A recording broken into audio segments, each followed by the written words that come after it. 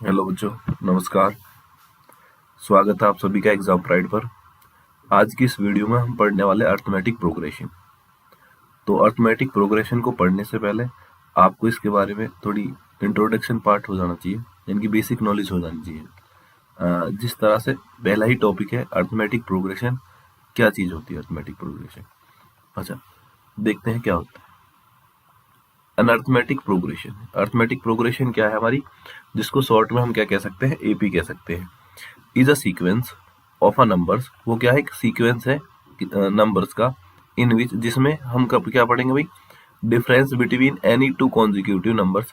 जो हमारी दो कॉन्जिक्यूटिव नंबर्स है उनका जो डिफरेंस है हमारा, वो क्या होना चाहिए, कांस्टेंट, यानी कि सेम होना चाहिए। ठीक है, जिस तरह से आप एग्जाम्पल के जरिए समझ सकते हो। जैसे पहली टर्म क्या है हमारी, ये फर्स्ट टर्म को A1 बोल सकते हैं हम, ये सेकंड टर्म है A2 बोल सकते हैं, इसको थर्ड टर्म को A3, इसी तरह से A4 A5 इस तरह से बढ़ती चली जाएगी आपकी ये जो टर्म है। तो जो A1 है और जो A2 है, इसका जो बीच का अंतर है वो कितना है, 5। 5 में से या कह सकते हो 5 में से 2 गए, कितने बचते हैं, 3 बचते हैं। तो जो फर्स्ट टर्म और सेकंड टर्म का जो अंतर है हमारा वो कितना है, 3 है। इसी तरह से थर्ड टर्म कौन सी है भाई, हमारी 8 है। 8 और 5 का जो अंतर है वो कितना आएगा, वो भी 3 ही आएगा। और 11 और 8 का अंतर कितना है, वो भी 3 आएगा। 14 और 11 का अंतर वो भी कितना है, वो भी 3 आएगा। तो हम क्या कह सकते हैं, जो हमारा डिफरेंस है वो कितना है, सभी का 3 है। तो इससे हम कह सकते हैं कि यह क्या है, एपी है। ठीक है। अच्छा, ये जो डिफरेंस है, डिफरेंस होता क्या है, इसको क्या बोलते हैं, इसको बोलते हैं हम कॉमन डिफरेंस। इसको भी देख लेते हैं एक बार, ये क्या चीज है। कॉमन डिफरेंस क्या होता है, इसे डी से डिनोट करते हैं। ऑफ एन एपी, किसी भी एपी का, ये क्या होता है, फिक्स्ड डिफरेंस होता है कोई भी कॉन्जिक्यूटिव टर्म्स के बीच में, यानी कि दो लगातार संख्याओं के जो बीच में वो जो अंतर है वो क्या है, सेम आना चाहिए हमारा। ठीक है, तो इस तरह से इसका फॉर्मूला पढ़ सकते हो आप, क्या है, सेकेंड टर्म में से फर्स्ट टर्म को माइनस करना है, थर्ड टर्म में से सेकेंड टर्म को माइनस करना है, और फोर्थ टर्म में से थर्ड टर्म को। इसी तरह से आप, यानी कि एक जो अगली वाली संख्या है उसमें से पीछे वाली संख्या को माइनस करना है। तो जो कॉमन डिफरेंस है वो सभी में क्या आना चाहिए, सेम आना चाहिए, तभी हम क्या कह सकते हैं कि एक एपी है हमारी। ठीक है। अच्छा, इससे आगे बढ़ते हैं भाई। आप इसका एग्जाम्पल देख सकते हो, एक क्या है एग्जाम्पल में, 7 है। 7 है, सेकेंड टर्म कितनी है, 10 है, थर्ड टर्म कितनी है, 13 है, और फोर्थ टर्म कितनी है, 16 है। तो जब मैं कॉमन डिफरेंस निकालूंगा इनकी, सेकेंड टर्म में से फर्स्ट टर्म को माइनस करूंगा, ये एपी दी हुई है पहले से ही। ठीक है, तो 10 में से 7 माइनस करूंगा तो कितना आएगा भाई, 3 आएगा। ठीक है।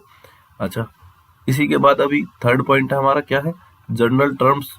जनरल टर्म क्या होती है, एपी की क्या होती है, उसको समझते हैं। General terms of an AP वो होता है a n is equal to a plus n minus 1 into क्या होता है, डी होता है। वेयर ए क्या है हमारा, ए है हमारा फर्स्ट टर्म, यानी कि जो पहली वाली संख्या है वो क्या है, हमारी फर्स्ट टर्म है। ठीक है, और जो कॉमन डिफरेंस है वो कितना है, वो डी को डिनोट करते हैं, अभी मैंने ऊपर भी बताया था आपको।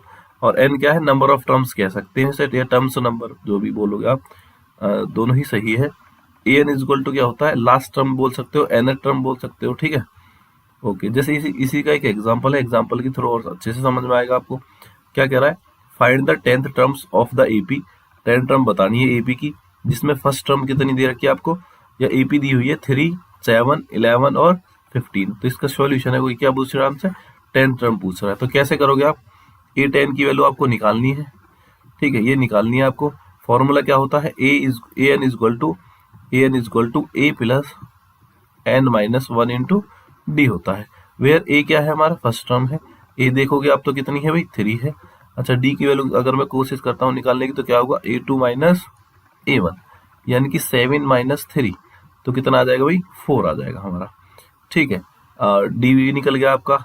ठीक है भाई, एन की वैल्यू कितनी आएगी, कौन सी टर्म पूछ रहा है मेरे से, 10th टर्म पूछ रहा है, तो एन की जो वैल्यू है वो कितनी आएगी आपकी, 10 आएगी। ठीक है, सभी की वैल्यू पुट कर देता हूँ इसमें।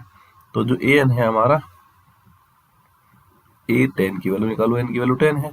ए कितना है अभी मेरा, 3 है, प्लस एन की वैल्यू कितनी है, 10 है, माइनस 1, और डी कितना है मेरा, भी डी आया था हमारा 4।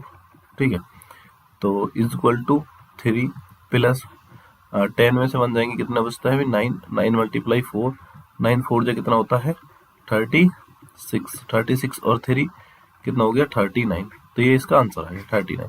जो हमारी 10th टर्म है वो क्या होगी, 39 होगी। ठीक है,